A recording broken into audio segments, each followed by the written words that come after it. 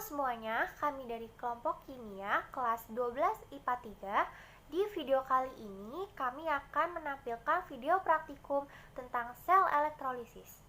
Sebelumnya, perkenalkan, nama saya Indira Maharani dan saya mempunyai 3 teman lainnya yang bernama Revo Rahmat, Berliana Dwi Safitri, dan Gabriel Mayfrieds. Sebelum melakukan praktikum, kita pasti memiliki tujuan dari praktikum kali ini. Apa sih tujuan yang kita miliki? Yang pertama, ada untuk mengetahui proses elektrolisis pada NaCl dan H2O. Yang kedua, untuk mengetahui zat apakah yang terjadi pada hasil elektrolisis pada praktikum kali ini. Yang ketiga, mengetahui ion apakah yang terbentuk pada katoda sebagai hasil elektrolisis. Nah, selanjutnya apa sih dasar teori dari video praktikum kali ini? Dasar teorinya adalah elektrolisis adalah suatu peristiwa penguraian atas suatu larutan elektrolit yang telah dialiri oleh arus listrik searah. Sedangkan sel di mana terjadinya reaksi tersebut disebut dengan sel elektrolisis. Sel elektrolisis sendiri terdiri dari larutan yang dapat menghantarkan listrik yang disebut elektrolit. Pada sel elektrolisis, reaksi kimia akan terjadi jika arus listrik dialirkan melalui larutan elektrolit, yaitu energi listrik atau arus listrik diubah menjadi energi kimia. Reaksi-reaksi elektrolisis bergantung pada potensial elektroda, konsentrasi, dan overpotensial dari spesies yang terdapat dalam sel elektrolisis. Selanjutnya, elektroda yang menerima elektron dari sumber arus listrik disebut katoda, sedangkan elektroda yang mengalirkan elektron kembali ke arus listrik luar disebut anoda. Katoda adalah tempat terjadinya reaksi reduksi dan sedangkan anoda adalah tempat terjadinya reaksi oksidasi. Katoda merupakan elektroda negatif karena dia menangkap elektron. Nah, sedangkan anoda ini merupakan elektroda positif karena dia melepaskan elektron. Elektrolisis sendiri mempunyai banyak kegunaan, diantaranya yaitu memperoleh unsur-unsur logam, halogen, gas hidrogen, dan gas oksigen. Kemudian, dapat menghitung konsentrasi ion logam dalam suatu larutan. Digunakan dalam pemurnian suatu logam, serta salah satu proses yang elektrolisis populer itu adalah penyepuhan. Nah, penyepuhan itu yaitu melapisi permukaan suatu logam dengan logam lain. Saja sih faktor yang mempengaruhi proses elektrolisis ini. Yang pertama ada jenis elektroda yang digunakan, dan yang kedua ada kedudukan ion dalam elektrokimianya. Nah, selanjutnya ada macam-macam elektrolisis. Yang pertama itu ada elektrolisis leburan elektrolit. Nah, elektrolisis ini sendiri dapat digunakan untuk menghantarkan ion-ion pada sel elektrolisis. Leburan elektrolit tanpa menggunakan air, contohnya adalah NaCl. Nah, ini yang akan kita gunakan dalam video kali ini. Yang kedua, ada elektrolisis air. Jika arus listrik dilewatkan melalui dua elektroda dalam air murni, tidak terjadi elektrolisis. Tetapi, jika larutan CuSO4 atau KNO3 ditambahkan air murni dengan konsentrasi rendah, maka akan terjadi elektrolisis dan dapat menghantarkan arus listrik. Dan yang ketiga, elektrolisis larutan elektrolit. Reaksi ini terjadi tidak hanya melibatkan ion-ion dalam larutan saja, tetapi juga melibatkan air. Contohnya adalah selanjutnya, mari kita saksikan video praktikum yang akan dilakukan oleh Revo Rahmat.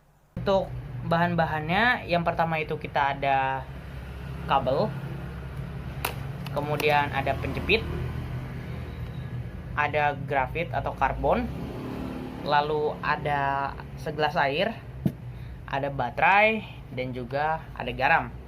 Kalau gitu kita langsung aja menuju ke prakteknya. Oke, jadi ini setelah dihubungin dengan jepitannya, dan sekarang kita yang hitam ini kita hubungin ke kutub positif. Oke. Lalu yang satunya, oh ya, sebelum itu kita harus masukkan garam dulu ke dalam air.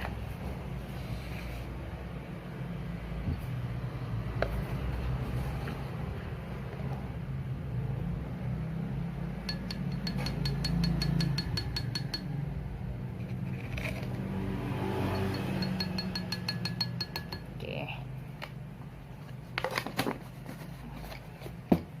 Terus kita aduk.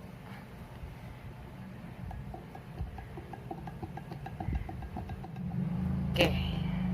Setelah itu ini tadi kita hubungin ke kutub positif yang hitam. Ini juga kita hubungin ke sini. Hop. Satu lagi ke yang kutub negatif. Oke.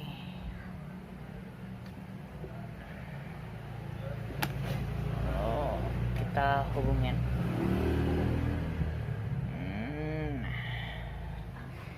Oke. Sekarang tinggal kita celupkan.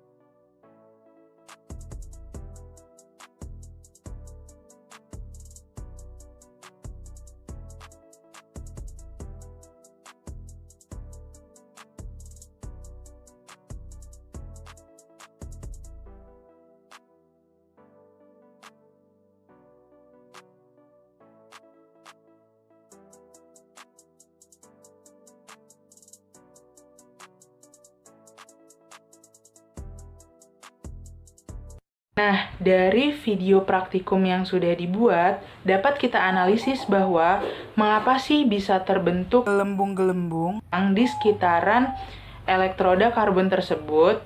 Elektrolisis memerlukan perantara elektroda yang tercelup dalam larutan elektrolit saat tegangan diterapkan terhadap elektroda itu. Pada praktikum kali ini, kelompok kami menggunakan larutan NaCl yaitu Na+ dan Cl- dan juga H2O yaitu H+ dan OH-.